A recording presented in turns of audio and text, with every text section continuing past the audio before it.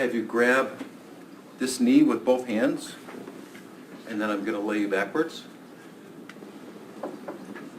And what this does is this stretches out the hip flexor, and it really isolates the movement. So by bringing her knee up like this, I'm going to ask her to resist me with 30% of her muscle strength. So a little bit less, less, less. Yeah, so 30% means that I'm going to be able to push her down. And you keep doing that. So if she does too much strength, then just tell her to do less or more. That's good, 30%. So have him do this about 5 to 10 times. Might have to do both sides. So I normally would bring him up. This is the one you're talking about for your geriatric. With what? For your geriatric. Yeah. And then you might have to do the other leg too. You know, like I say, but 5 or 10 times with 30% resistance, it's amazing. All of a sudden their back is like, it's a lot looser than it was before. Is that the one you said fires the nerves? Yes. Okay. I had Natalie move off the edge of the table. Any position would be okay as long as the ankle is free to move. Applying a little bit of lubrication because I-stem treatment is very irritating. So I'm demonstrating to her that I want her to extend her toes as well as dorsiflex the ankle. As she does that a few times, it'll elongate the calf, the Achilles tendon, and the attachment over the calcaneus of the plantar fascia. As she goes into dorsiflexion and extension, that's when I do just a few gentle strokes. What I found with this wonton spoon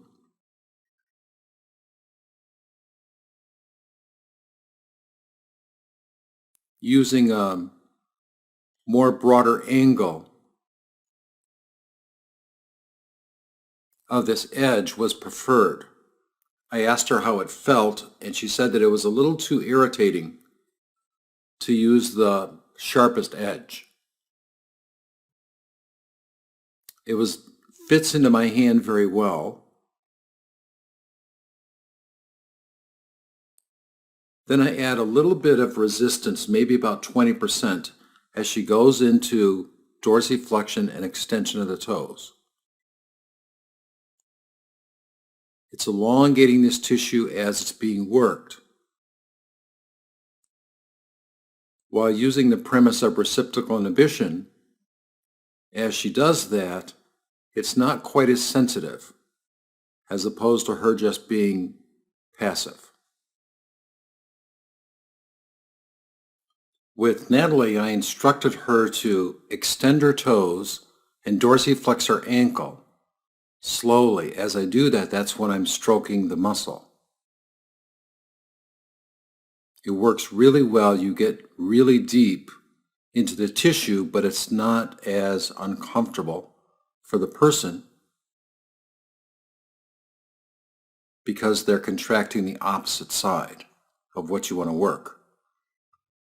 The forearm fits really well into this area. I must apologize, though, that in this demonstration I'm not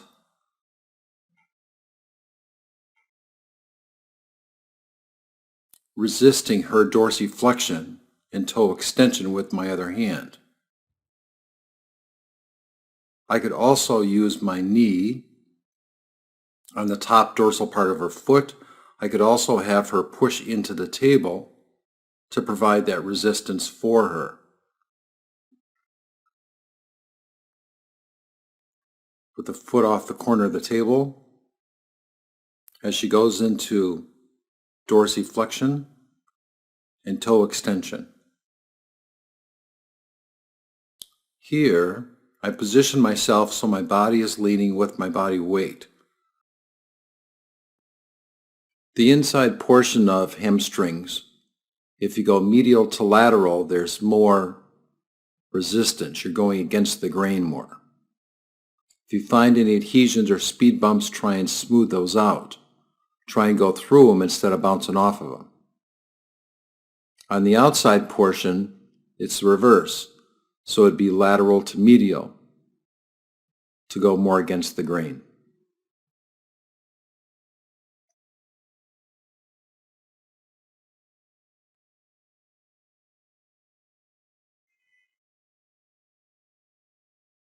Going with the fibers,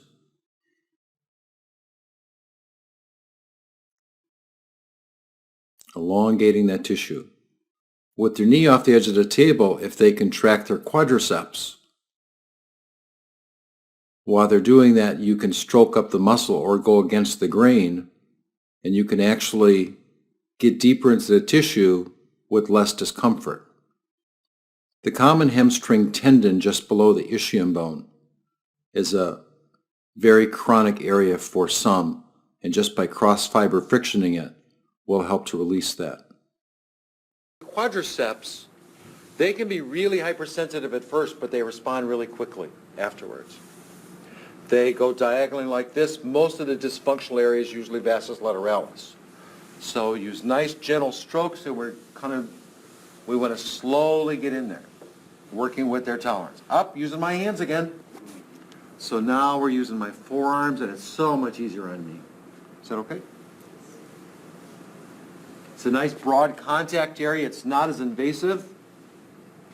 And sometimes we'll see some large quadriceps. This could be some of the strongest muscles we have. And they cross over top of each other, so they're always stuck or adhered to each other. Then we start going against the grain. So to release the lateral portion, I would go lateral to medial. And this is a little bit invasive. Good thing we can't see your face on the camera. I always look at a person's face first, long before they ever have a chance to scream. You'll see any dysfunction in the body on their face. Is that okay? To release the inside portion, which usually isn't much of a factor, it would be lateral to medial. I'm sorry, medial to lateral. Not too bad. Then I started thinking about this. If the quads are going diagonally, what's the exact opposite of that? So if you go from the lateral patella to the medial adductors, oh my goodness. And right here in the middle of the quads, there's a speed bump that I didn't even feel before. So I'm just going through it really slowly, trying to work with it. It can be uncomfortable, but it should never be painful. All right? Not using much pressure. This is about 3 pounds. And you can also start a little bit higher. Go into those adductors that way.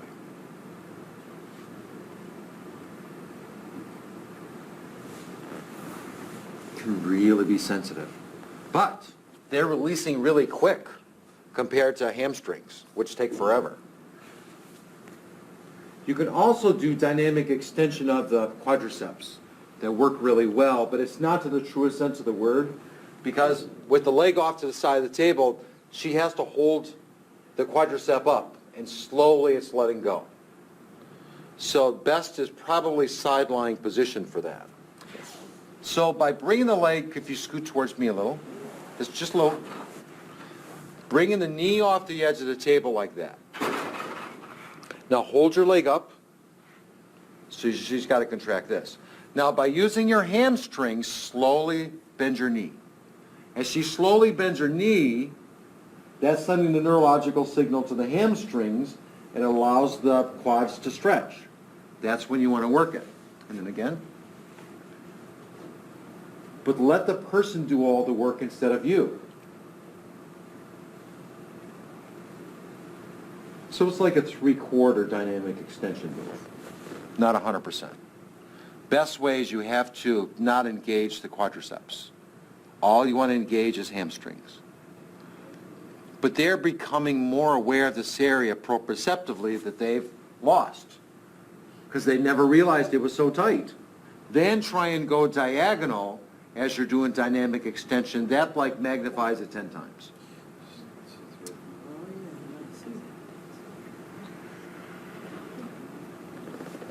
That's great.